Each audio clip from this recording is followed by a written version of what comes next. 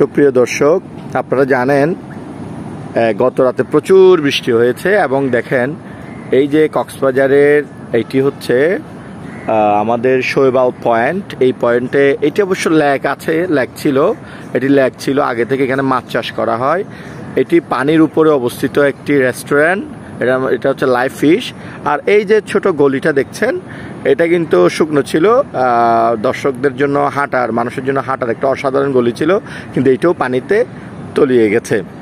এটি আসলে তলিয়ে গেছে কারণ এটি অতিবৃষ্টির কারণে তলিয়ে গেছে। এই যে দেখেন আমাদের ক্রিস হাঁটু জল পানিতে দাঁড়িয়ে আছে। তো এই সব মিলিয়ে আমাদের কিছু প্রয়োজনীয় ইংলিশ আমরা আজকে আবারও শিখে নিব। তাহলে শুরু করা যাক। ক্রিস, ওকে ওকে ওকে ওকে এই ছোট গলি পানিতে তলিয়ে গেছে। The narrow alley has been flooded with water. Repeat after me. This narrow alley has been flooded with water. This narrow alley has been flooded with water. Okay.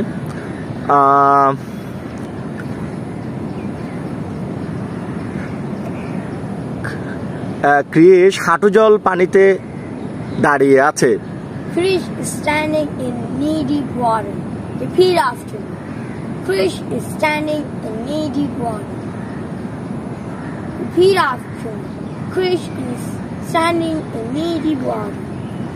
এটি অতিবৃষ্টির কারণে তলিয়ে গেছে। Yes. It is flooded due to heavy rain. Repeat after me. It is flooded due to heavy rain. It is flooded due to heavy rain.